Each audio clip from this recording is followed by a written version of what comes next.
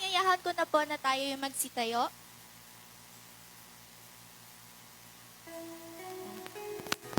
Hintayin ko lang mo mag-light. Yan. Kita ko na po yung magaganda at pogi yung mga mukha. Ayan, isa pong magandang umaga sa bawat isa. Good morning po. Di ko po marinig. Good morning po. Good morning. Ayan, isa nga pong malakas na palakpak na may pasasalamat ang ating ibigay para sa ating Panginoon. Ayan. At yung mga nasa live stream naman po, yung mga nanonood po sa ating live, type amen naman po kung kasama namin kayo dito sa pagpupuri at pasasalamat natin sa ating Panginoon. Ayan. Sabi nga po sa 1 Chronicles 16 verse 34. Ayan. Unang Kronika 16:34, pagkat siya ay mabuti, si Yahweh ay papurihan, ang pag-ibig niyang dulot ay tunay na walang hanggan. Sabi po sa English, maganda po yung version sa English na famous po na naririnig natin. Give thanks to the Lord, for He is good, and His love endures forever. Amen po ba? Ang pag-ibig ng Panginoon hindi natatapos. Kaya ang pasasalamat natin sa Kanya ay hindi rin matatapos. Amen po ba? Amen. Amen. Kaya tayo'y magpuri at magpasalamat para sa ating Panginoon. Tayo'y bumalakpak, umawit ng may pasasalamat para sa Kanya. Salamat, Panginoon. Salamat sa bawat araw na bigay mo. Salamat sa umagang higanda na pinagkaloob mo sa bawat isa. Salamat, Panginoon. Salamat sa araw na ito. Kay ganda ng umaga, buong araw kayo ang aking kasama. Ano man ang aming gawin, Panginoon, salamat. Dahil ikaw ang aming kasama. Minsan pa, salamat, Panginoon. Salamat, Panginoon. Salamat sa araw na ito. May ganda ng umaga. Buong araw kayo ang aking kasama. Hallelujah. Purihin ka, Panginoon. Hallelujah. Hallelujah. Hallelujah.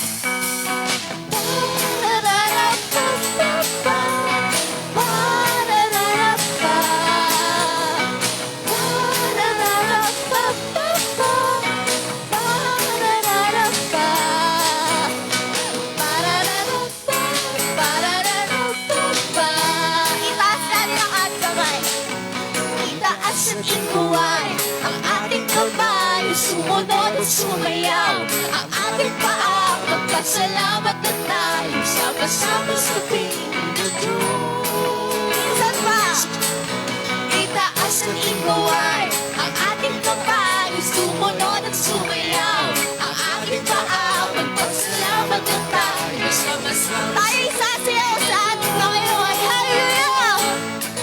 Sumayaw para kay Yahweh, sayaw, sayaw. Sumayaw para kay Yahweh, sayaw, sayaw. Sumayaw para kay Yahweh, sayaw, sayaw. Sumayaw para kay Yahweh, sayaw, sayaw. Purihin ang Panginoon. Hallelujah! Magpasalamat. Purihin ang Panginoon. Hallelujah! Itaas at ikuan, ang ating kamay sumunod at sumayaw, ang ating paa magpasalamat na tayo, sama-sama sa piling ng Diyos. Hallelujah! Itaas at ikuan, ang ating kamay sumunod at sumayaw, ang ating paa magpasalamat na tayo, sama-sama sa piling ng Diyos. Hallelujah! Sumayaw para kay Yahweh, sayaw, sayaw. Sumayaw para kay Yahweh, hallelujah. Sumayaw para kay Yahweh, sayaw, sayaw. Sumayaw para kay Yahweh, sayaw, sayaw. Magpasalamat, purihin ang Panginoon. Hallelujah, salamat. Magpasalamat, purihin ang Panginoon. Hallelujah. Magpasalamat, purihin ang Panginoon. Magpasalamat, purihin ang Panginoon. Magpasalamat, purihin ang Panginoon. Hallelujah, purihin ka, Panginoon. Magpasalamat, purihin ang Panginoon. Hallelujah. Salamat, purihin ang Panginoon. Magpasalamat, purihin ang Panginoon. Magpasalamat. Hallelujah. Purihin ka, Panginoon. Purihin ka. Purihin ka. Magpapasalamat kami. Buburihin ka namin, Panginoon. Tanging sa'yo lamang ang aming papuri. Tanging sa'yo lamang ang aming pasasalamat. Kaya tanggapin mo, Panginoon, ang aming pag-awit, ang aming pasasalamat sa'yo, O God.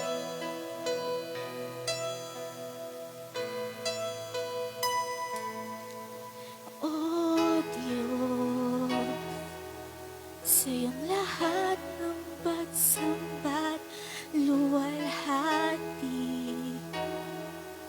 maging ang pinakamainam kong awit ay aawitin sa iyo.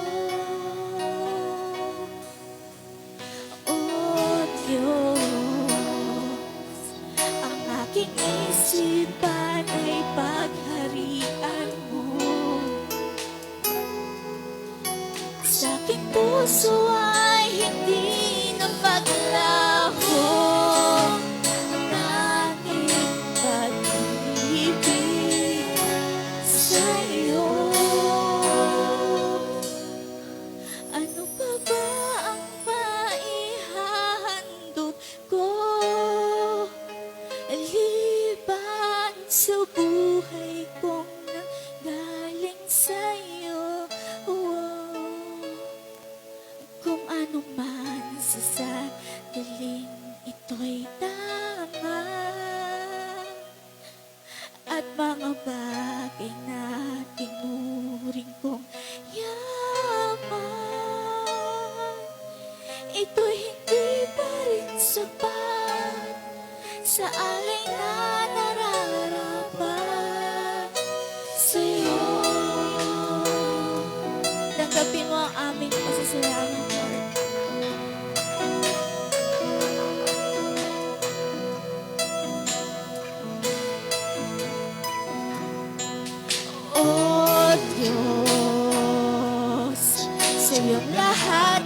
pagsamba't luwalhati.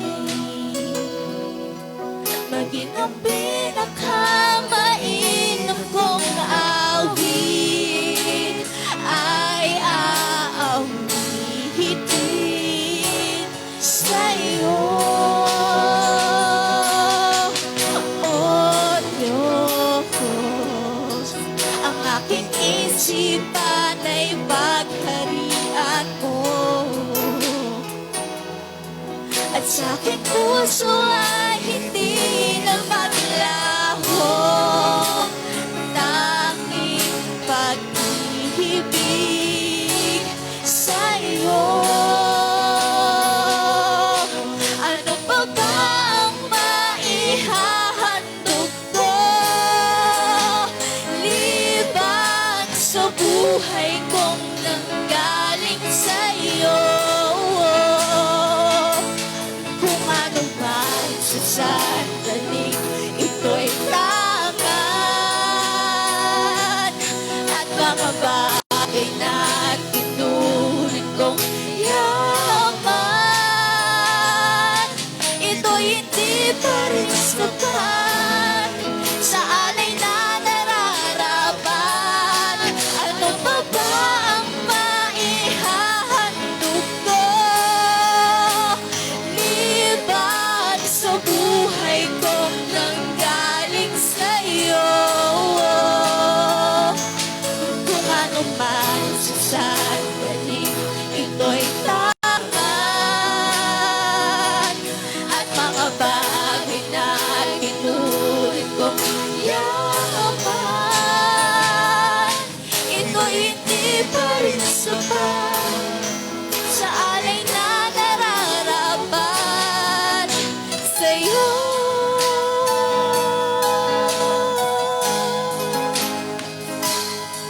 Purihin ka, Panginoon. Ano pa ba ang maihahandog namin, Panginoon, sa buhay na ibinigay mo, sa buhay na pinagkaloob mo sa bawat isa? Kaya Lord, salamat. Salamat. Wala kaming ibang masasabi kundi salamat, Panginoon. Maraming salamat, Panginoon. Ano pa ba ang maihahandog ko liban sa buhay kong nanggaling sa'yo? Kung ano man sa sandaling ito'y tangan at mga bagay na tinuring kong yaman, ito'y hindi pa rin sapat sa alay na nararapat. Ano pa ba ang maihahandog ko liban sa buhay kong nanggaling sa'yo? Kung ano man sa sandaling ito'y tangan at mga bagay na tinuring kong yaman, ito'y hindi pa rin sapat sa alay na nararapat. Ano pa ba ang maihahandog ko liban sa buhay kong nanggaling sa'yo? Kung ano man sa sandaling ito'y tangan at mga bagay na tinuring kong yaman, ito'y hindi pa rin sapat sa alay na nararapat. Ito'y hindi pa rin sapat kahit ialay ang lahat sa'yo.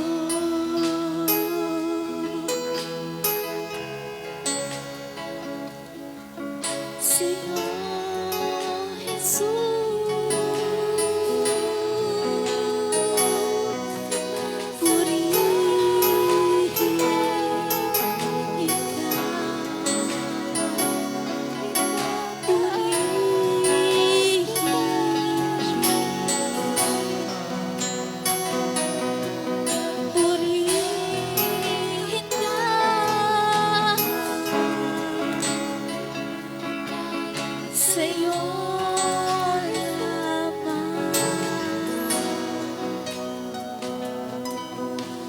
lamang ang aming papuri. Sa iyo lamang ang aming pasasalamat. Sa iyo lamang ang aming mataas na palakpak. Sa iyo lamang ang aming malakas na sigaw, Panginoon. Kaya marapat ka lamang purihin.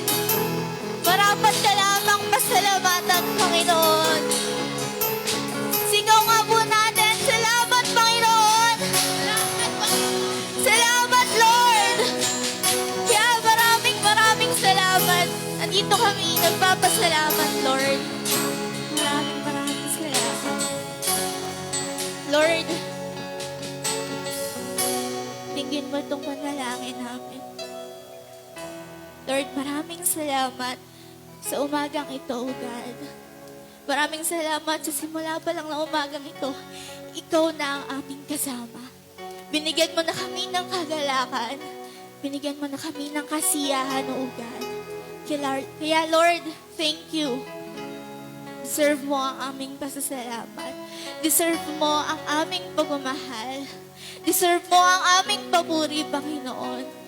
Kaya Lord, maraming salamat.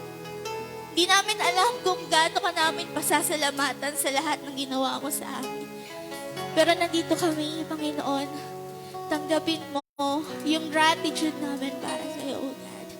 Kaya Lord, sa umagang ito, ikaw ang mag-iingat, ikaw ang magagabay sa aming susunod na gawain, O God.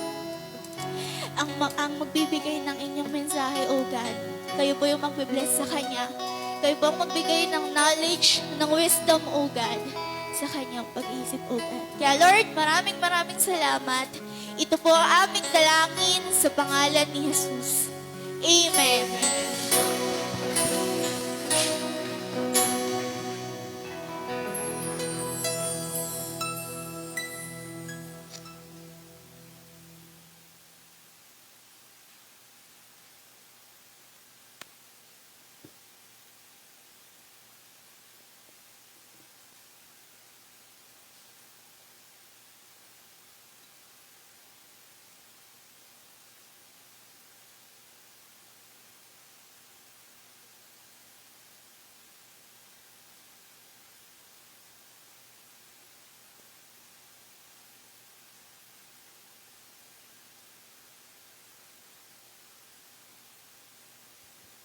Praise.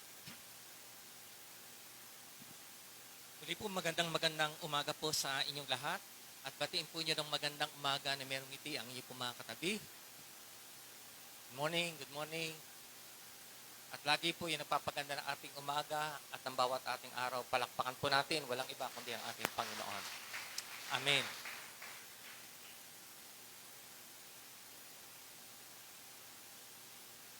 So, bali yung simula ko, 9:30, 9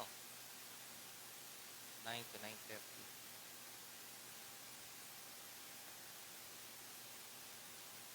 Dapat po, nung isang linggo pala, dapat nagkaroon po tayong sama-samang pagsamba. Kanya lang ay nagkaroon din po ako ng alanganin. Mulan, baka yung signal number 5, abutin po tayo. Kanya salamat po sa Panginoon, bagamat may bagyo na naman po ngayon, ay naging maganda po ang ating panahon. Okay, muli natin ang ating Panginoon. Hallelujah. Praise God. Simulan naman po natin ang pagluwalhati sa Diyos. Kanina po niluwalhati natin ang Panginoon sa pagitan ng pag-awit, ng pagsampa sa Kanya. Ngayon po, luwalhatiin po natin ang Panginoon sa pagitan po ng pag-aaral ng Kanyang salita at higit sa lahat ng ating pong matututunan, ito po ay ating isakatuparan. Tayo muna po yung manalangin. Panginoon, muli po, salamat sa umaga pong ito, Panginoon, napakaganda ng aming panahon. Salamat po, Panginoon, at dalangin po namin sa aming kalagitnaan, ikaw ay aming maitaas, ikaw ay aming maparangalan, ikaw ay aming mapasalamatan. Sa magitan, Panginoon, ng pakikinig at pagsasakatuparan ng iyong salita. Panginoon, ang pangunguna at pagtuturo ng iyong banal na Espiritu Santong sumaamin, bigyan mo kami ng kaunawaan. Lubos naming maunawaan ng iyong salita, maging pagkanito ng aming mga kaluluwa, maging kalakasan, kalusugan namin itong spiritual upang Panginoon, lalo pa po namin maisakatuparan ang iyong buong kalooban. Lord, sa aming kalagitnaan, ikaw ang aming ipinataas, ikaw ang aming pinaparangalan. Sa pangalan po, Ama, ng aming Panginoong Yesus. Amen and Amen. Pakibuksan po natin ang ating mga banal na kasulatan. Dito po sa Matthew chapter 13. Mateo chapter 13. Mateo chapter 13 verse 44. Mateo chapter 13 talata pong 44. Okay, kung nakita na po, akin na pong babasahin. Ang paghahari ng Diyos ay katulad ng kayamanang nakabaon sa isang bukid. Nahukay ito ng isang tao at tinabunan uli. Sa laki ng tuwa, sa laki po ng kanyang tuwa, siya humayo at ipinagbili ang lahat ng ari-arian niya at pinili ang bukid na iyon. Pagkahabig po ito, verse 45. Gayun din naman, ang paghahari ng Diyos ay katulad nito. May isang mangangalakal na naghahanap ng mamahaling perlas. Nang makakita ng isang perlas na napakahalaga, siya'y humayo at ipinagbili ang lahat ng kanyang ari-arian at binili iyon. So ang topic po natin ngayon ay natagpuan na po ba niyo ang tunay at pinakadakilang kayamanan? Tanda ko po nung early 70s, nagkaroon po ng pakulo ang mga Christian. Nagkaroon sila ng advertisement sa TV, may mga nakatipid po mga paskel sa mga gilid. Nakalagay po doon salitang, I found it. Sabi ng iba, na-challenge yung iba. Ano yung I found it?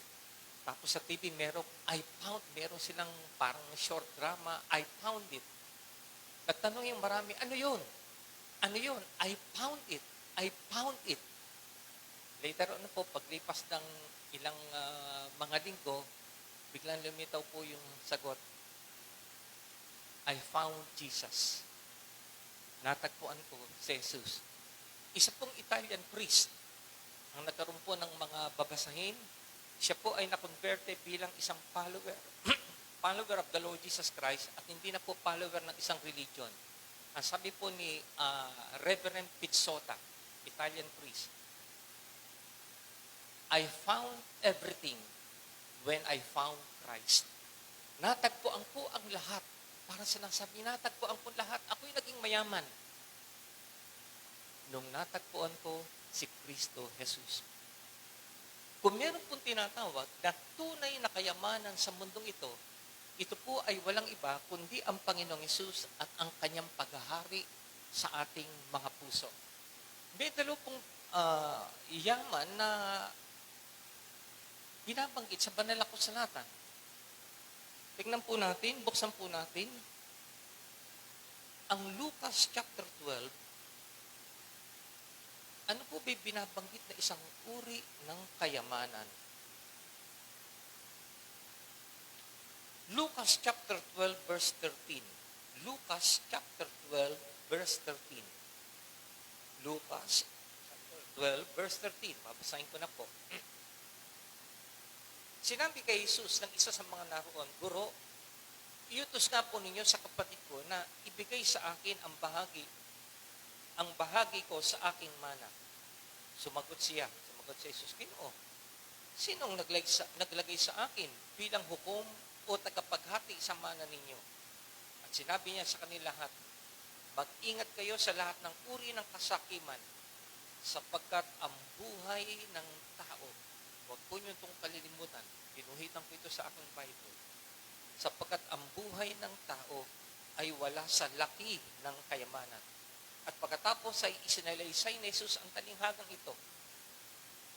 Ang bukiri ng isang mayaman ay umani ng sagana. Kaya't sinabi niya sarili, anong gagawin ko? Wala na akong paglagyan ng aking ani. Gigibain ko ang aking mga kamalig at magtatayo ko ng lalong mas malaki. doon ko ilalagay ang aking ani at ari-arian, ang yaman po niya. At sasabihin ko sa aking sarili, ayan, marami na akong ari-arian, mayaman na ako. Hindi na ako kukulangin habang buhay. Kaya't mamamahinga na lang ako, kakain, iinom, at magsasaya. Ngunit sinabi sa kanya ng Diyos, hangal, sa gabing ito'y babawian ka ng buhay, kanino mapupunta ang mga bagay na inihanda mo? Ganyan ang sasapitin na nagtitipon ng kayamanan para sa sarili. Ngunit dukha naman sa paningin ng Diyos.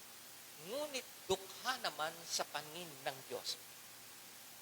Isa pong uri ng kayamanan, ito po yung sikat na sikat, maging sa kalipunan ng mga mananampalataya. Ang kayamanan ng sanlibutang ito. Kanya sabi po doon sa kwento,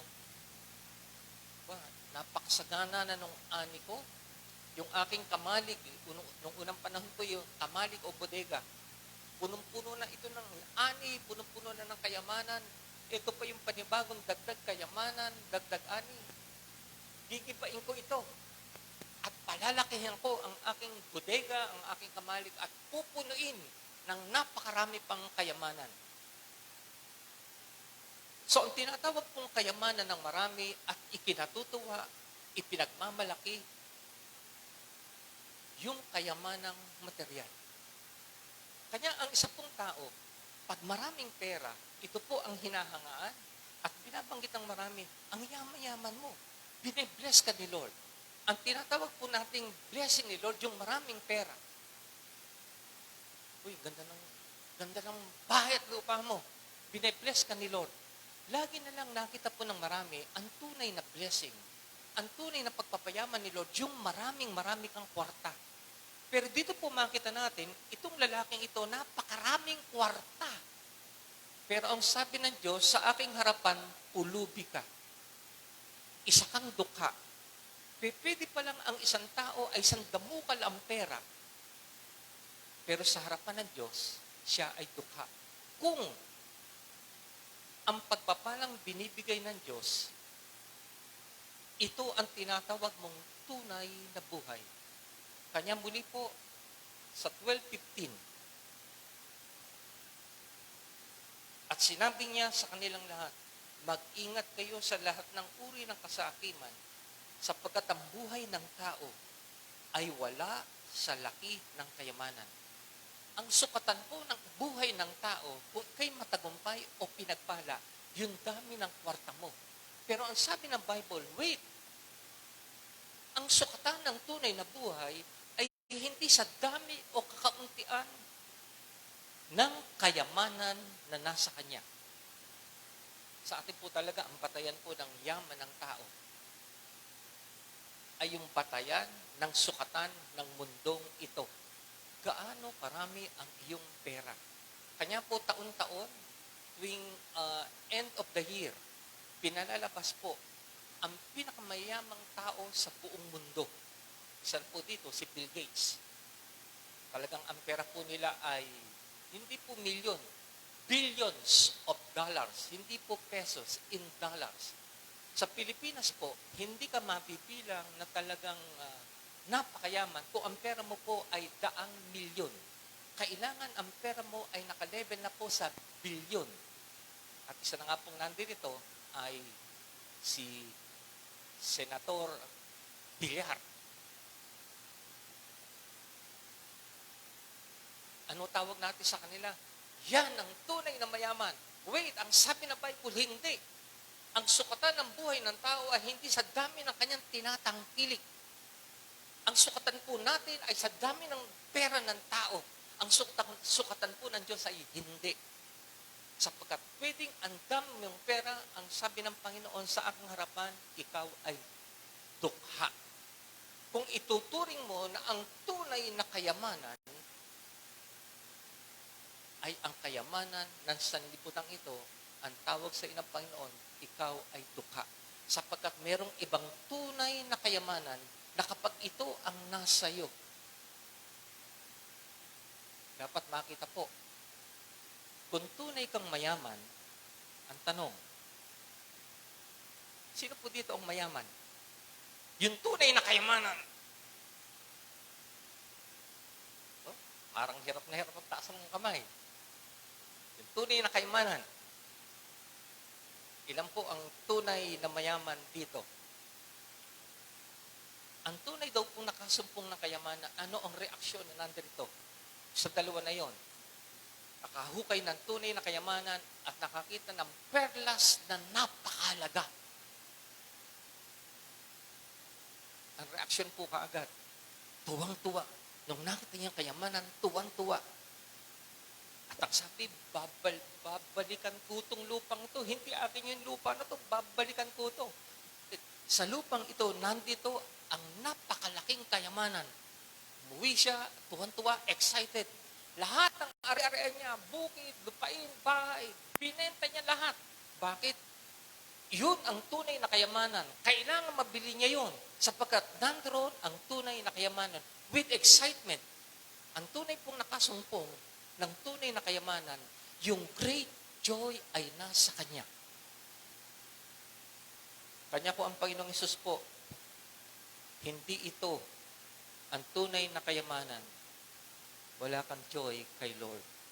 At kung ang tinuturing mong tunay na kayamanan ay ang pera, pag dumarating sa iyo ang maraming kwarta,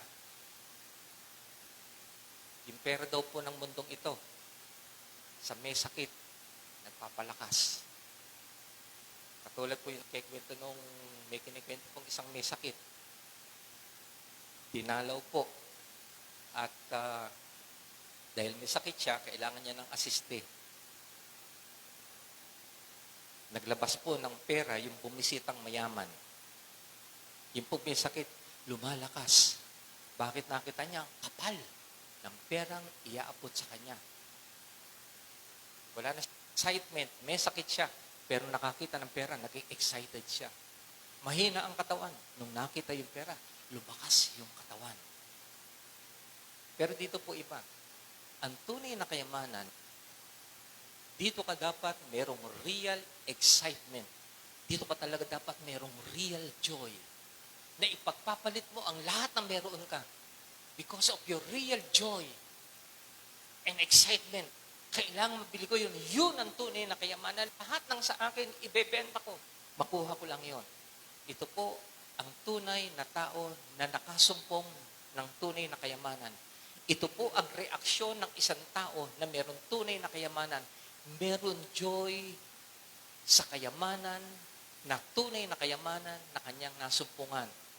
Ang tanong, have you found it? Kanya, kung pabonggang ano nun, I found it. Actually, sa mga paskel, I found it. Sa TV, I found it. Sabi niya, ano yun? Ano yun? Later on, may tawag, I found Jesus. At ang sabi po ni Reverend Priest Pizzota, I found everything when I found Christ. Ang lahat ay nasa akin. Ang lahat ay nasumpungan ko. Ako'y naging mayaman nung natagpuan ko si Jesus Christ. Kay Jesus Christ sa puso, hindi po ako nagpapaganda ng sermon. Ito po ang tunay na katatayuan ng may Kristo sa kanyang puso. Ikaw ay mayaman. Lahat po ng tumanggap kay Jesus Christ as Lord and Savior, pakitaas po ang kamay. Sabihin mo sa iyong harapan, likuran, mayaman ka kapatid. Mayaman ka kapatid. Ngayon, iyon ang batayan ng yaman sa mundong ito. Yung dami ng ari-arian mo. Ito po ang tunay na batayan ng ating kayamanan. 2 Corinthians chapter 8 verse 9. 2 Corinthians, 2 Korinto. Alam na niyo yun? 2 Korinto, ano po yun? Ano yun? May nakakaalam na, 2 Corinthians chapter 8 verse 9. Kasi po ay madalas ko pong nababanggit sa church, nagiging malasak na, nawa ay ma-memorize na po natin to. 2 Korinto chapter 8 verse 9. Alam niyo kung gaano kalaki ang pag-ibig ng ating Panginoong Jesucristo na bagamat mayaman ay nagpakadukha upang yumaman kayo sa magitan ng kanyang karukhaan. Nung ang Diyos po, ang ating pong Panginoong Yesus, siya po'y napakayaman. John chapter 1 verse 1, nang pasimula siya ang salita at ang salita ay sumasa Diyos at ang salita ay Diyos, and that is Jesus Christ. At walang nalalang na anuman sa mundong ito kundi sa pamagitan niya, ni Jesus, nung salita. Ang Creator, ang may-ari ng langit at ang lupa at lahat ng nandito ay walang iba kundi ang ating Panginoong Jesus. Pakibuksan nga po uli. John chapter 1. Gusto ko ipakita yun, no? Siya talaga. Sino lumalang ng langit at lupa? God the Father or God the Son? Siyempre, God the Father lang. Ang lumalang po ng langit at ang lupa ay ang Ama, ang Panginoong Yesus, kasama ng banal na Espiritu Santo. Juan chapter 1, verse 1. Sa pasimula pa'y naroon na ang salita, capital S. Kasama ng Diyos ang salita at ang salita ay Diyos. Kasama siya ng Diyos sa pasimula pa. 3. Sa pamagitan niya ng salita. Sa pamagitan niya. Nilikha ang lahat ng bagay at walang anumang nilikha nang hindi sa pamagitan niya. Sino po ba yung salita na ito? Verse 14, chapter 1, verse 14. Naging tao ang salita at siya'y nanirahan sa piling natin. Naging tao ang salita. And that is Jesus Christ. Sino yung salita? Jesus Christ naging tao. Ano siya from the very beginning? Siya ang lumalang ng lahat ng bagay. Ano sa Jesus? Siya'y napakayaman sapagkat lahat ng nasa sanlibutan ay kaniya. Pero siya po'y naging dukha. Kailan siya naging dukha? Nung siya'y naging tao, nung siya po'y pinanganak, hindi siya pinanganak na anak ng hari at anak ng reyna. Siya po'y pinanganak ng isang Mary na ordinary housewife, ang isang ordinaryong Joseph na isang ordinaryong karpintero. At si Jesus sa Marcos chapter 6, siya po ay isa ring karpintero. Isang King of Kings and Lord of Lords na ang pangalan ni Jesus, naging dukha, naging tao, naging karpintero. Pinako sa krus, iniligtas ang sangkatauhan, at pagkatapos nagkaroon siya ng pangako. Pinapag-aralan po natin, faith, hope, and love. Because of our faith in the Lord Jesus Christ, we have the hope. Yung hope po natin ay yung blessed glory. Blessed hope na ipagkakaloob sa atin. Pakibuksan nga po, paano tayo yumaman sa pagitan ni Kristo Jesus? Romans chapter 8. Romans 8, verse 18. Romans 8, verse 18. Romans chapter 8, verse 18. Romans 8, talata pong 18. Babasahin ko na po ang Roma 8:18. Saganang akin, ang magpagtitiis sa kasalukuyan ay hindi maihahambing sa ihahayag na kaluwalhatiang sa atin. Meron pong darating na blessed hope. May darating pong isang kaluwalhatian. Pag-aralan na po natin to. Anumang uri ng paglilingkod mo kay Kristo Jesus, anumang sakripisyo ang naibigay mo dahil kay Kristo Jesus, ikaw, tayo, ay tatanggap ng dakilang kaluwalhatian na kung ikukumpara yung kaluwalhatian na yun ay sobrang laki sa hirap na dinanas mo para sa kaluwalhatian ng Panginoon. The blessed hope. Kapag-aralan na po natin, ano ba blessed hope na yun? One day. Sabi nga po na pag-aralan po natin, yung dakilang biyaya ng Panginoon. Yung dakilang kaluwalhatian darating ay hindi mararanasan sa mundong ito. Ito'y maranasan natin sa pagbabalik ng ating Panginoong Yesus.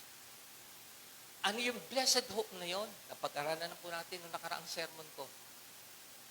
Yung blessed hope po na yon. Magkakaroon tayo ng perfect na mundo. Perfect na gobyerno. Perfect na community. Perfectong buhay. Perfectong katawan na hindi namamatay. Kung paano po ang Panginoon Jesus ay mayroong glorified body, maluwalhating katawan lupa. Bibigyan din po tayo ng maluwalhating katawan. Sorry po, hindi na po katawang panlupa, katawang panlangit. 1 Corinthians chapter 15. Pag-aralan po natin ang mga ito. Sa maiksi pong salita, one day, sa panahon ang Panginoong Jesus po ay babalik na. Yung sinasabi pong tunay at pinakadakilang kayamanan ay makukuha po ng taong tunay na yumaman sa magitan ni Kristo Jesus. Ang tunay pong mayaman ay hindi yung taong napakaraming pera. Ang tunay pong mayaman ay yung mga taong tinanggap si Jesus Christ as Lord and Savior. Yung nagkaroon ng faith sa Kanya. At kung meron kang faith kay Jesus Christ, meron kang hope. The blessed hope. Ang dakilang pag-asa na one day, yung pinakananasan natin at pinapanalangin ng marami, a perfect government. Tulad po ngayon, nag-election na naman po sa US. Noon sabi nila, ang pag-asa ay si Trump. Pag nanalo si Trump, gaganda ang United States. Mamaya sabi ni iba, hindi pala. Eto na. Sino yung ano ngayon? Yung bagong presidente. Sorry. Magiging dakila ang United States. Nasa na. Tingnan po nyo. Pagkatapos po ng presidenteng ito, maghahalal sila ng bagong presidente. Hindi pala magandang presidente ito. Sa atin po, kay Duterte, ang dami pong tinignan. Of course, nagkaroon po ng mga pagbabago. Dahil tayo po yung nananalangin. Pero po yung tinatawag na perfect government sa buong mundo, wala. Kanya ngayon po ang gobyerno po natin, punong-puno po ng iskandalo. Ang ating pong PhilHealth, punong-puno po ng iskandalo. Ang Bureau of Immigration, nahuli po ang mga nandito, yung mga abogadong nandun, tsaka yung NBI, magkapatid po yung nahuli. Kasama po at namuno sa tinatawag na pastillas, ano to? Pastillas syndicate ba yun? So, nagpapapasok po ng maraming inchik. Pero inchik, kung ilang pong libo ang bayad. Bakit tinawag na pastillas? Kasi po yung perang binibigay nakabalot padulog. Parang pastillas. Kaya po dito sa iyo. Pero inchik na pumapasok, kanya pala daming inchik, pasok ka ng pasok dito. Kaya legal ka pumasok, basta maglalagay ka. Nakakapistuhan po. Isa pang iniimbestigahan, ang DPWH. Halos lahat po. Sabi niba, pag si Duterte ang naupo, mababago ang gobyerno. No. Ang dami pa pong korupsyon sa bawat ahensya ng ating pamahalaan. Maghalal tayo ng panibago. Mababago ang ating gobyerno. No. Yung pong pangarap po natin, na dakilang pangarap sa lupang ito, hindi po magaganap. But, in Jesus Christ, we have the blessed hope. One day, isang dakilang pag-asa na magkakaroon ng kaganapan, a perfect government. Isang bagong langit, isang bagong lupa na ang sabi ng Panginoon, wala nang kasamaan ang mananahan dito. Isang dagat-dagatang apoy ang kalalagyan ng lahat ng ayaw tumalima sa Panginoon. Pati po si Satanas at ang kanyang kasamahan ay nando sa dagat-dagatang apoy. Isang bagong langit, isang bagong lupa na with perfect government na walang ibang mamamahala kundi ang ating Diyos. Exactly. Ang kanyang pamamahala ay magmumula po sa New Jerusalem.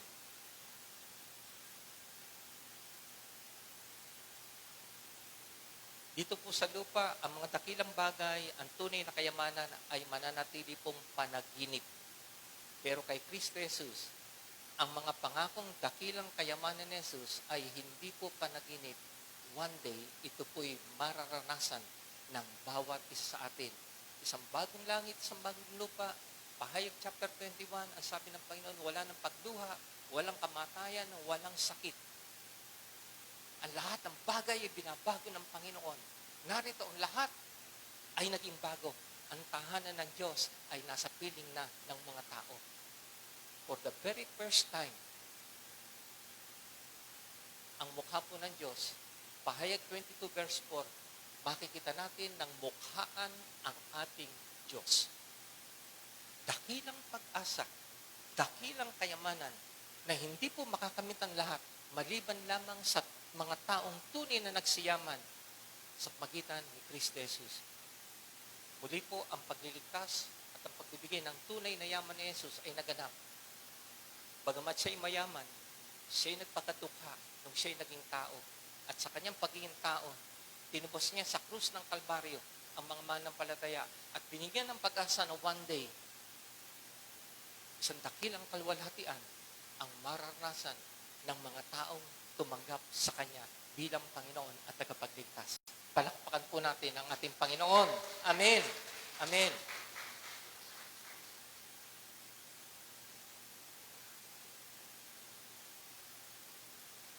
Ngayon, tingnan po natin.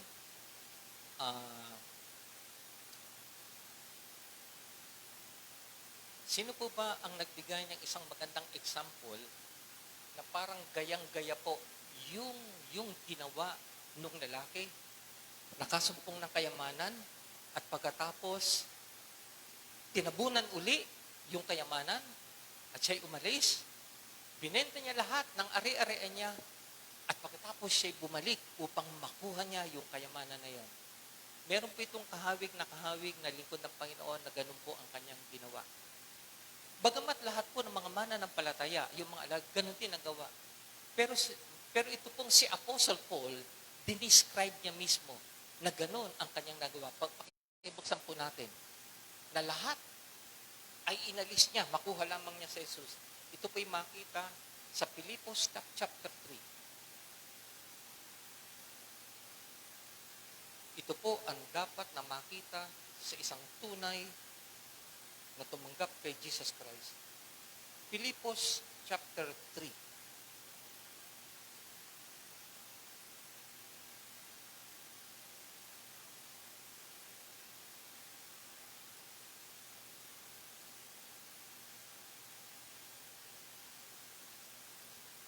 Chapter 3, mahaba po ito, isi-shortcut ko. Sa verse 4 na po. Filipos chapter 3 verse 4. Filipos chapter 3 verse 4. Kung sa bagay, mayroon akong sapat na dahilan upang manghawak sa mga panlabas na tuntunin. Kung iniisip nino man na may katwiran siyang magtiwala sa ganitong gawain, lalo na ako. Tinuli ako sa 8 araw mula nang ako'y isilang. Ako'y katutubong Hebreo. Tunay na Israelita, buhat sa angkan ni Benjamin. Kung pagsunod sa kautusan ang pag-uusapan, ako'y pariseo. At sa sigasig ng aking pagsunod, inusig ko ang iglesia. Kung sa pagiging matuwid naman, ayon sa kautusan, walang maipipita sa akin. Ngunit dahil kay Kristo, ang mga bagay na maaari kong ibilang na pakinabang ay inaari kong kalugihan. Oo, inari kong kalugihan ang lahat ng bagay bilang kapalit ng lalong mahalaga.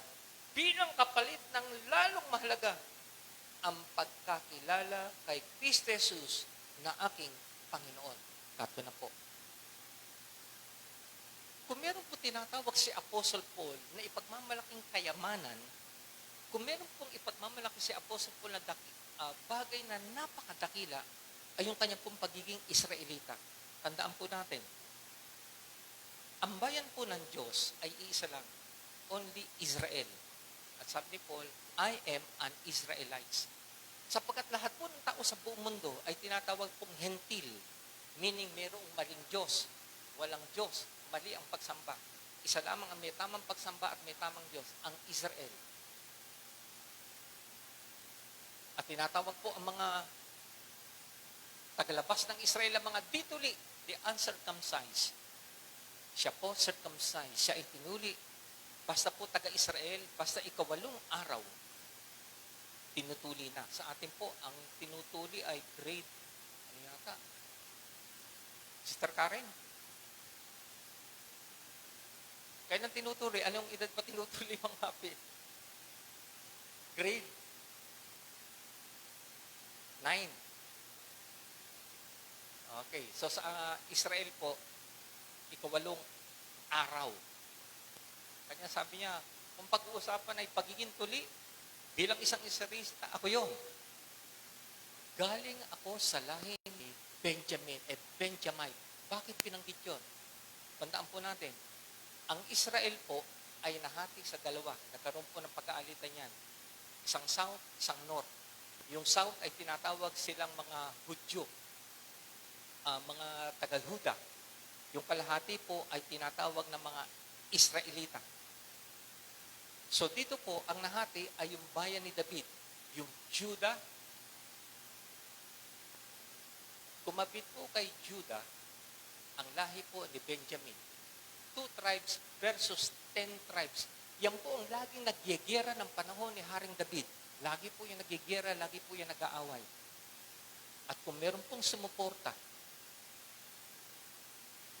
sa bayan ng Diyos, na kung tawagin ay Judah, at sa Judah, nandyan po ang city of God, ang Jerusalem. Kung meron po sumuporta dyan, ay ang mga Benjamite. Pagdating naman sa pagsunod sa kautusan ni Moses, sabi po ni Paul, walang maipipinta sa akin. Yung pong kanyang katatayuan bilang Israelita at masugid na isang pariseo. Pag sinabi pong pariseo noong unang panahon, ito po yung masusugid na talagang tagasunod ng Panginoon. Ito po ang tinatawag niyang kayamanan na maipagmamalaki sa buong mundo. Isang Israelites, isang Benjamite, isang pariseo. Pero sabi niya, yung yaman na ito, yung dangal na ito, tinuturing ko na lang itong basura. Inaalis ko na ito sa aking buhay. Makamit ko lamang ang ating Panginoong Yesus. Bakit kailangan po niyang ituring na basura yung kanyang dakilang pinagdaanan? Sapagkat kapag ikaw po ay sinabing isang Hudyo, Judaism, ito po yung pananampalataya na kung tawagin ay Judaism, ito po yung panampalatayang pinangunahan ni Moses, na pinangunahan po ng 10 Commandments. Hindi po lahat ng taga-Israel ay Hudyo. Sapagkat pag sinabing Hudyo, ikaw ay merong pananampalataya kay Moses, na kung tawagin po ay Judaism. At kung ikaw naman ay mananatili ka dyan hanggang sa kamatayan. Kanya marami pong mga Hudyo, lalo na po yung mga saserdote, yung mga priest, nire-reject nila si Jesus Christ. At kapag ikaw isang Hudyo, na ikaw ay sumusunod kay Jesus Christ, natatakot po lumantad yung mga Hudyo, yung under ng religion ng Judaism. Ikaw po ay ititawalag sa religiong Judaism. Kanya alam po ba niyo sino lumapit kay Jesus Christ nung gabi? Si Nicodemus, sorry. Bakit gabi nagpunta si Nicodemo kay Jesus Christ? Siya po'y great man ng Israel. Siya po'y guro ng Bible ng Israel. Siya'y kinikilalang leader ng Judaism. Gabi po siya nagpunta. Bakit? Natatakot po siya na siya ay mausig. Bakit ka nagpupunta kay Jesus? Leader ka ng Judaism. Bakit ka nagpupunta kay Jesus? Isang karpintero, pupunta ka dyan. Gabi po siya nagpunta. At sabi po sa Bible, ang dami pong nasa religion ng Judaism, natatakot na ilantad na sila'y sumusunod na kay Jesus sa pagkatakot na sila po ay itiwalag. At si Apostle Paul po ay isa sa mga leader ng mga pariseo, ng simbahan, ng sekta. Sekta po ang tawag yan. Pariseo sa Doseo. Alam po ba niyo? Yung kanyang dangal bilang isang pariseo, bilang membro ng religion ng Judaism, nire-reject niyang lahat ito. Makamtan lamang niya ang Panginoong Yesus. Lahat ng ito ay walang kwenta. Isinusurrender niya itong lahat. sapagkat mas mahalaga sa kanya ang Panginoong Yesus. Ganun po yung lalaki na kahukay ng kayamanan. Yung kanyang kayamanan, itinuturing niyang hindi napakahalaga sapagkat mas mahalaga ito. Binenta niya lahat ng kanyang ari-arian sapagkat itong ari-arian na ito, yung kayamanan na ito na kanyang nahukay, ang tinuturing niyang tunay at pinakadakilang kayamanan. Mga kapatid, ang isa lang pong ibig sabihin nito, wala po tayong ituturing na pinakadakilang kayamanan kundi ang ating Panginoong Yesus.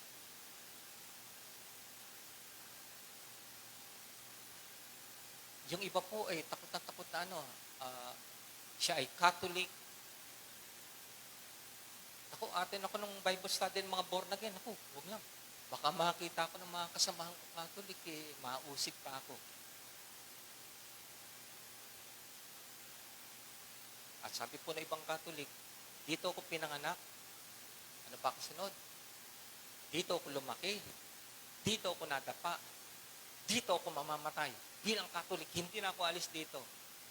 Kapag mananatili kang Catholic, you won't be saved.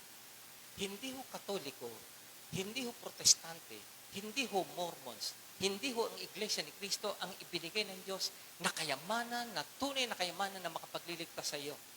Isa lamang ang tanging kayamanan na nakapagbibigay ng buhay na walang hanggan, walang iba kundi ang Panginoong Yesus. Si Apostle Paul, hindi siya natatakot. Isa kang miyembro ng Judaism, miyembro ka ng mga Pariseo. Tumitiwalag ka na ngayon, bumibitaw ka na at patas lilipat ka kay Jesus. Sa Kristyanismo ka pupunta. Sabi ni Apostle Paul, I don't care. Yung dangal na nasa akin bilang isang Pariseo, bilang miyembro ng Judaismo, binabaliwala ko ito. Sapagkat ito ang pinakamahalaga, ang makilala ko, ang Panginoong Yesus. Nireject niya ang kanyang religion. Pumunta siya sa tunay na kayamanan na nagbibigay ng buhay na walang hanggan. Muli po, lagi ko na ikikwento. Nung nagkaroon po kami ng church sa San Juan, yung grupo ni John Wynn, hindi nakilala ng iba. Ito po isang grupo ng Catholic Charismatic. Ang dami po na doon. So nagpa-Bible study po sa amin, tumanggap po lahat sa Panginoon. Ang dami po ng kalambilang. Sila po unang naging miyembro ng church natin sa San Juan noon. Pinangunahan po ni Pastor Rene Marcos. Tinuro ko na po yung bautismo. At nung ako po'y magbabautismo na, ito pong guro po ng mga Catholic Charismatic na dumalo sa amin, gusto rin daw nila magpabautismo. Sabi ko, babautismohan ko kayo. Gusto ko lang madinig. Kayo ba'y sumasampalataya na ang tanging kailangan nyo para maligtas ay si Jesus Christ, hindi ang pagiging Katoliko? Pag ikinabit nyo, kailangan ko si Kristo, kailangan ko ng Katoliko. Dalawa ang daan mo papunta sa langit. Katoliko, si Jesus Christ. Hindi ko kayo pwedeng bautismohan. Ang babautismohan ko lang ay yung nananampalataya, merong isang tagapagligtas na ang pangalan ni Jesus. Hindi siya Katoliko at wala siyang dalang religyong Katoliko. Praise the Lord, lahat po ng grupo niya nagpabautismo. Pinahayag nila, kinumpes sa lahat. Tinatanggap namin na ang kaligtasan ay wala sa religion, wala sa pagiging Katoliko, kundi ang kaligtasan ay na kay Kristo. Lahat sila nabautismuhan. Si Apostle Paul ay isang membro ng Judaism, sekta ng Pariseo. Nag-resign siya bilang Pariseo, nag-resign siya bilang leader ng Pariseo upang pinakamahalaga sa lahat, walang iba kundi ang Panginoong Jesus. Palakpakan po natin ang Panginoon. Amen. Amen. Kayo po, sino po ba ang tunay na kayamanan nyo? Yung napag-aralan po yung sermon ko noong nakaraan, bakit po yung natanim na binhi sa daan, binhing nalaglag sa batuhan, binhing nalaglag sa damuhan, bakit hindi po nakapamunga? Sapagkat yung pong nalaglag na binhi o salita ng Panginoon doon sa batuhan, sa kanya po'y naging mahalaga ang Panginoon. Kanya sabi po doon, tinanggap niya kagad yung salita na may kagalakan. Subalit nung dumating ang pag-uusig, siya ay tumalikod sa pananampalataya at hindi nakapamunga. Ano po ba yung problema ng taong ito? Hindi po si Jesus ang pinakamahalaga sa kanya. Ang pinakamahalaga sa kanya, ano ang sasabihin ng mga tao patungkol sa kanyang paglipat mula sa religion patungo kay Jesus Christ. Oy, ikaw pala, nag-Christian ka na pala. Yung po mga naturuan ko din po ng Bible dito sa Matimbo, may dalawang tatay po doon. Dalawang tatay tumanggap sa Panginoon. Yung dadalaw po na yun, nagkwento sa akin. Umaati ka buong pag-uusig ka agad. Nag-Christian ka na. Kasama po sa inuman. Hindi ka na namin, ala ka ng pagsama. Hindi ka nasasama sa aming inuman. Salamat. Mas mahalaga po sa kanila si Kristo Jesus kaysa sasabihin pangungutya ng kanilang mga barkada. So dito po sa Bible, yung natanim sa batuhan, yun po, yung pangungutya, yung sasabihin ng tao, kanyang kaya kay Jesus, mas mahalaga po ang sasabihin ng tao kaysa Panginoon. Palagay ko, wala sa inyong gano'n, ano? Yung, nag-Christian ka na pala, umalis ka na pala bilang Katoliko, hindi ka na pala Protestant, hindi ka na pala Mormons, hindi ka na pala Iglesia ni Cristo, nag-Christian ka na pala, usigin ka namin. Yung pong nahasik saan? Sa damuhan. Dumating naman daw po yung pagsubok, pag-ibig sa salapi. Tinanggap din po niya yung salita. Pero, ang Panginoon po, hindi pinakamahalaga sa Kanya. Ang mas mahalaga kay Kristo Jesus ay pera. Kanya sabi po, hindi nakapamunga. Bakit? Bato, madamo.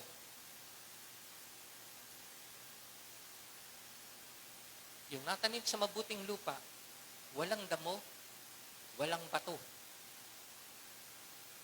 Bakit? Ang pinakamahalaga sa Kanya ay hindi yung sasabihin ng tao. Ang pinakamahalaga sa Kanya ay hindi yung pag-ibig sa salapi. Ang pinakamahalaga sa Kanya ay walang iba kundi ang Panginoon. Amen po ba ron? Kanya si Apostle Paul, ang daming pag-uusig na dumating kay Apostle Paul. Pero sabi ni Apostle Paul, yung pagiging pariseo ko, wala na yan. Sapagkat ito ang mas mahalaga sa akin, ang makilala ang Panginoong Yesus at maging Panginoon at tagapagligtas ng kanyang buhay. Palakpakan po natin ang Panginoon. Amen. Ngayon,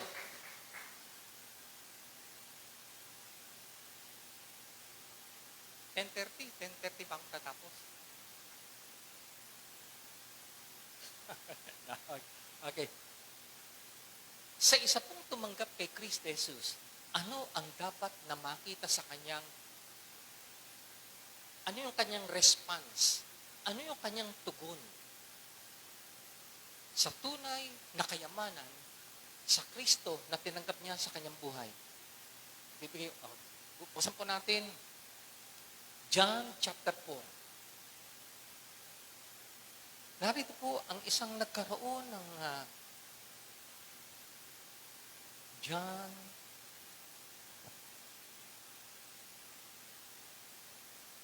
chapter 4.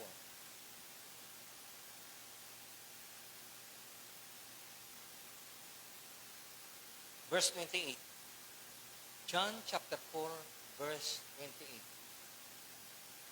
John chapter 4, verse 28. Iniwan ng babae ang kanyang banga, bumalik sa bayan at sinabi sa mga taga roon, "Halika kayo, tingnan nyo ang taong nagsabi sa akin ng lahat ng ginawa ko.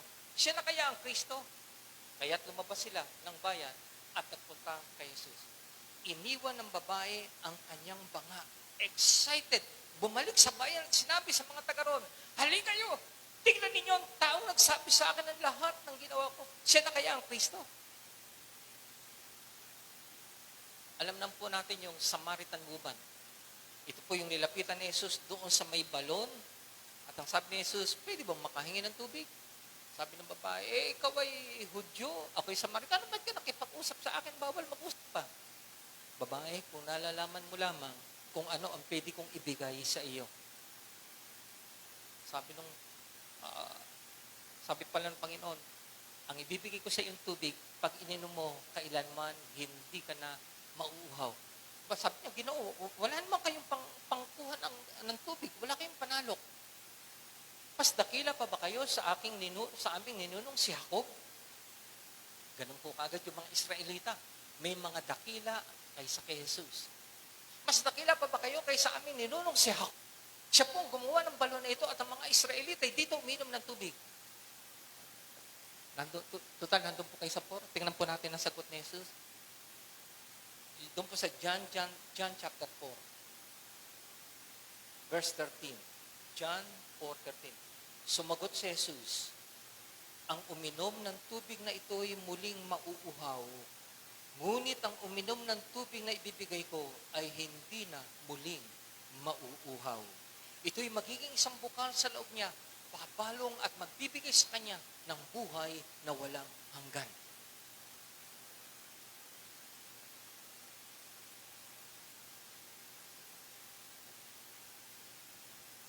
Kanya sabi ng Panginoong Jesus, pinagmamalaki nyo, very proud kayo kay Jacob sa inyong ninuno.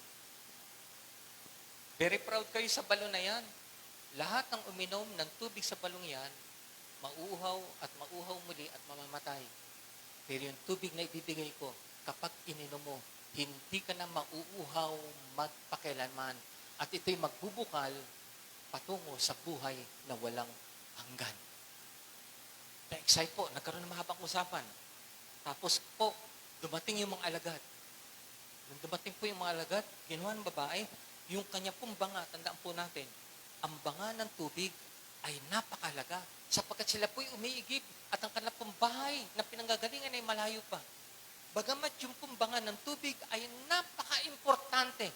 Pero sa kanya po, mas importante ang nasumpungan niyang tunay na kayamanan. Walang iba kundi ang Panginoong Yesus. Sa kanyang sobrang excitement kay Jesus Christ, nakalimutan niya ang importanteng tubig sapagkat ang nasa isip niya ay yung mas importanteng tagapagbigay ng tubig na hindi ka na mauuhaw at mamamatay. Kanya po yung banga na iwanan niya. Takbo kagad siya with excitement. Ang sabi niya, yung lahat ng ginawa ko, sinabi niya. Hindi pa nga siya fully sure na ito na yung Messiah. Pero yung excitement niya na, mukhang ito na yung Kristo. Mukhang ito na ang tagapagligtas. Excitement po. Kanya ang tao pong tunay na nakasumpong kay Jesus Christ. Merong great excitement. Mula po sa importanteng bagay, pwede mong iwan patungo sa mas importanteng bagay. Katulad po, nawa po, wala nang ganito. Araw ng linggo. Importante po ba ang maglaba? Yes, importante ang maglaba. Kung araw ng linggo. Pero ang tanong, sino ang mas importante sa iyo? Yung damit na binigay sa iyo ng Diyos, na lalaban mo, o yung Diyos na nagbigay sa iyo ng damit? Pag-araw po ng linggo, pakita po natin sa Panginoon, walang pinakamahalaga sa ating buhay kundi ang Panginoon. Kanya po pag linggo, wala mo nang laba-laba ng damit. Alam ko ba niyo, pag linggo, naglaba ka ng damit, tsaka hindi ka atin may lalaban ako Parang sinasabi mo, mas importante yung damit na ito kaysa Jesus. Araw ng linggo, sabi ng kumare, sama ka naman sa amin, magsiswimming tayo. Huwag ka pa nang umatin. Alam po ba niyo, pag sabi mong, sige, sasama ko, parang sinasabi mo, yan naman pananambahan wala namang kwenta yan. Pag araw po ng linggo, sumama ka sa kumare mo para magpunta ng Batangas at mag-swimming, parang sinasabi mo, mas mahalaga yung swimming pool na pupuntahan mo kaysa kay Jesus. Ito pong babaeng Samaritana nito, ito ang kanyang reaksyon. Mula sa mahalagang bagay, iniwanan niya.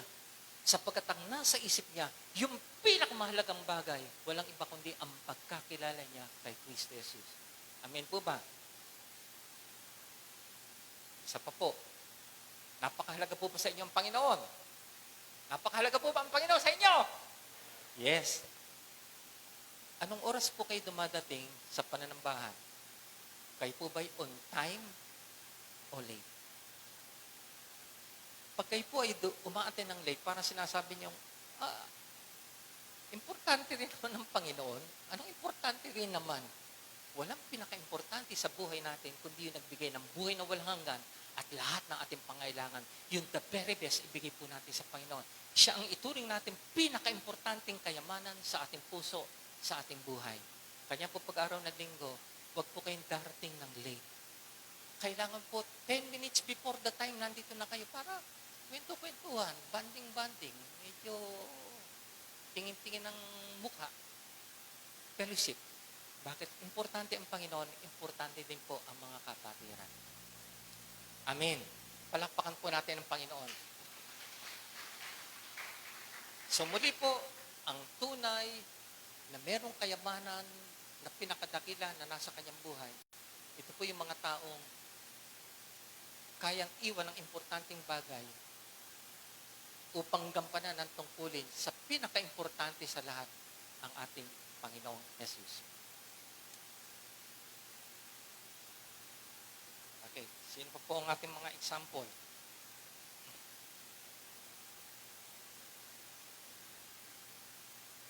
Si Andres po, buksan po natin. John chapter 1, Juan chapter 1, verse 35. Pangalawa pong example natin, si Andres. Juan chapter 1, verse 35.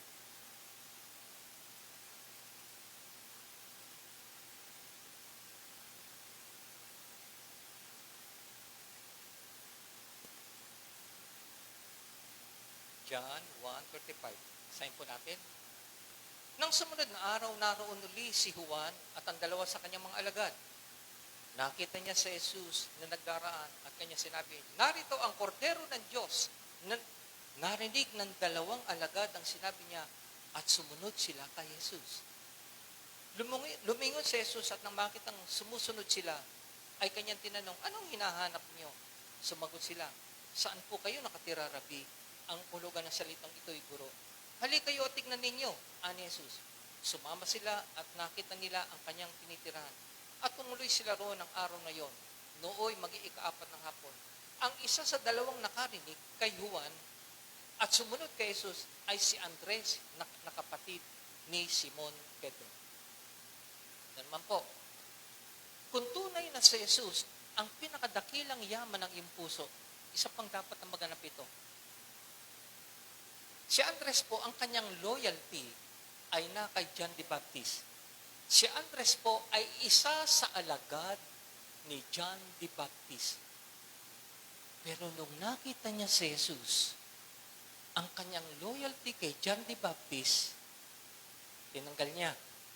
Kanya po sa 12 alagad ni Jesus, si Andres po ay isa sa 12 alagad ni Jesus. Teka muna, hindi pa si Andres ay isa sa alagad ni John the Baptist.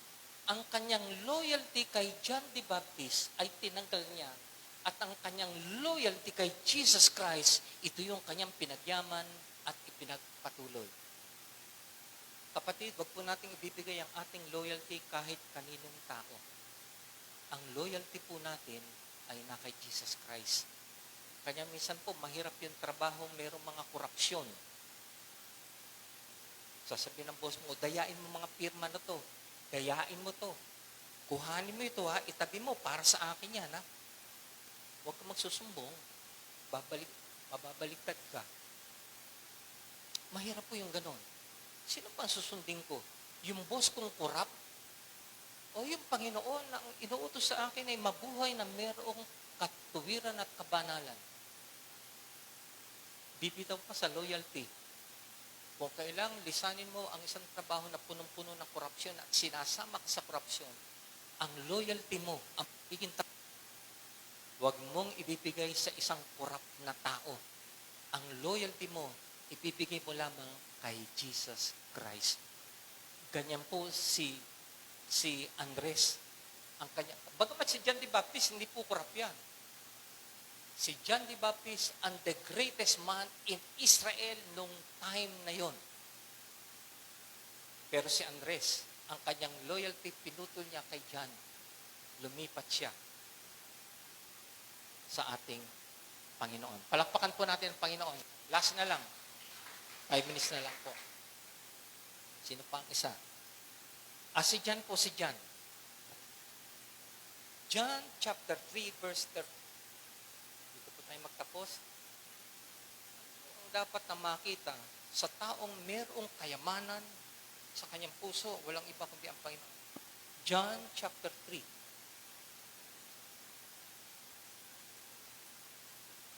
Simulan po natin sa 26. John chapter 3 verse 26. Kaya pumunta sila kay Juan at sinabi sa kanya, Rabi,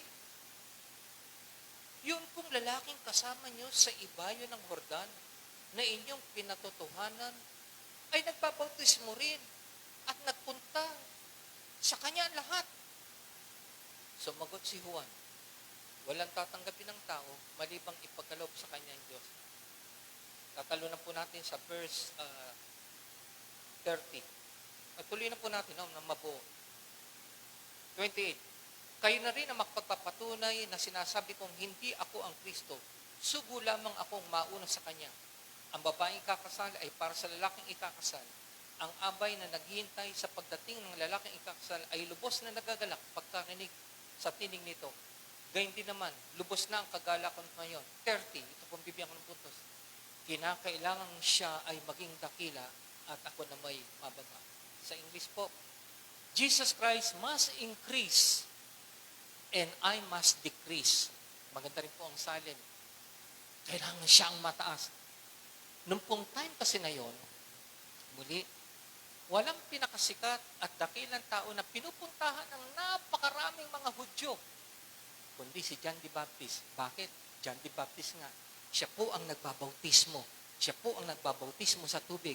Nagpupuntahan ng mga tao. Very, very popular siya. Kung ano sabihin niya, pinaniniwalaan.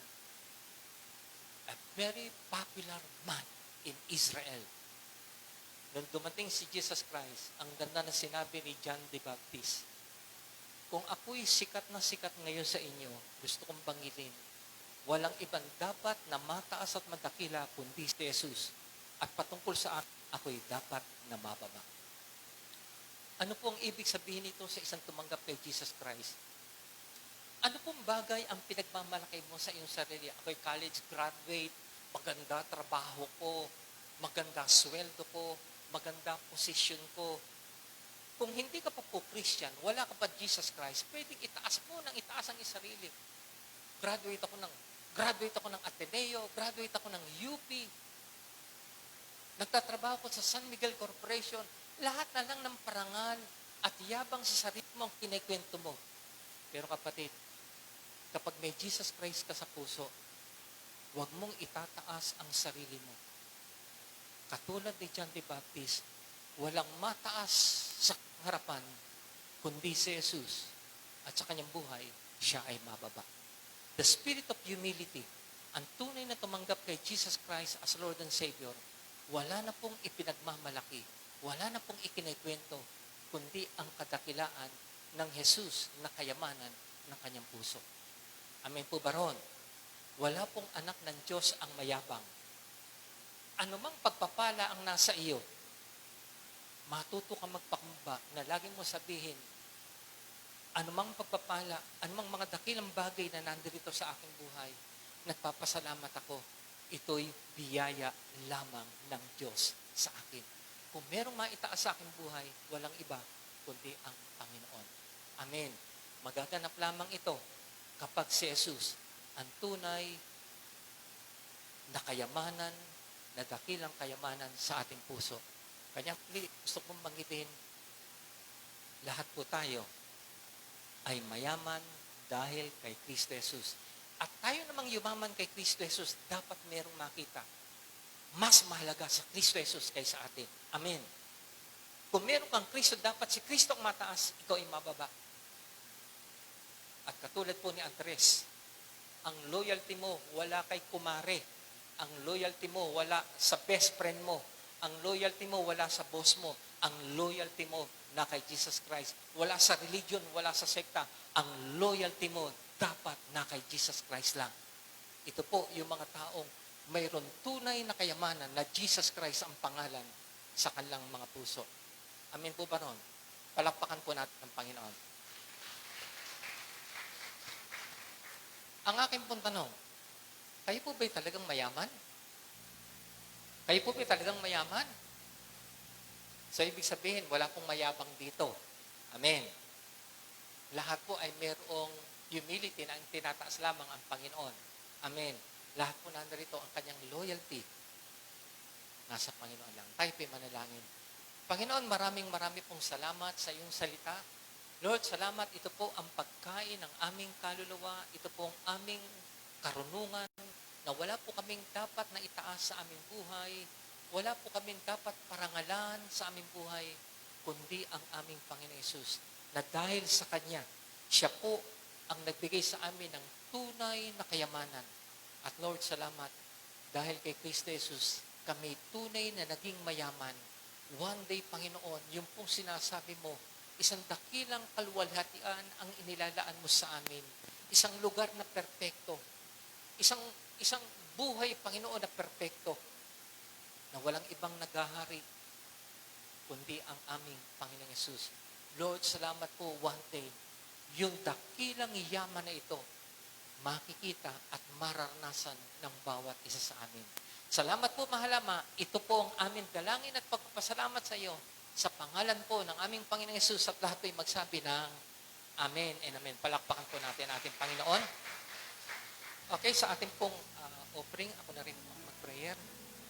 Lord, muli po, hindi lamang po kayamanang espiritual ang ibinibigay mo sa iyong mga anak, maging ang kayamanang material, pinansyal, Panginoon.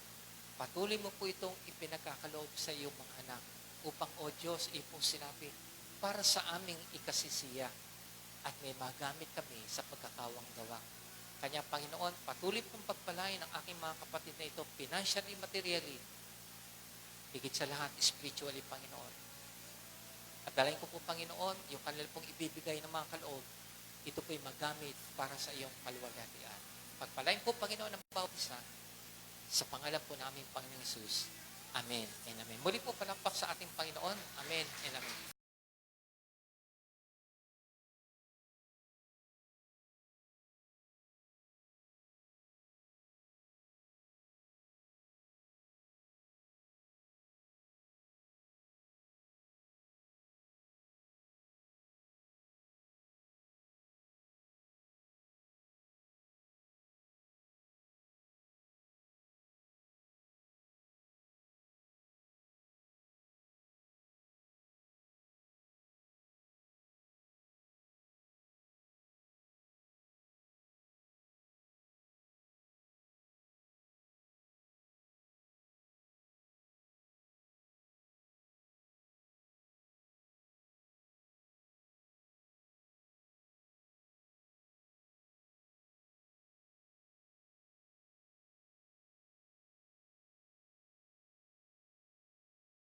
Alda, yung pong ating kapatid na PWD. So, isa po sa ating PWD, person with disability. Siya po ay walang pananaw. At taon-taon po kasi ay pagdating po ng kanyang birthday, nagbibigay po tayo ng special offering para sa kanya. So, yung pong kapatid na nawala ng pananaw, bigyan naman po natin ng kagalakan sa magitan po ng Brother Polo, yung ano siguro. Oo. So, sa inyo pong paglabas, ano man po ang gusto nyong bigay na amount, maliit man o malaki, bigay po natin kay Brother Al. So, siya po'y dinalo ko na nung Martes, nung kanya pong birthday. At medyo nabigyan din po natin ng blessing. At ang gusto po ay congregational, magbigyan po natin ng blessing si Brother Al. Okay, nandun po, dala po ni Brother Polo yung lalagyan. Ano man po yung blessing na gusto po natin ibigay para kay Brother Alda, ay ibigay po natin. Bigyan po natin siya ng katuwaan sa kanya pong kondisyon na yan. Pagpalain po tayo ng Panginoon. At muli po pala, Miyerkules, sorry po, ang ating po mga, internet, medyo mga nagluluko po. Titingnan muna po namin, pagka po earlier pa lang, ang internet po ay nagluluko,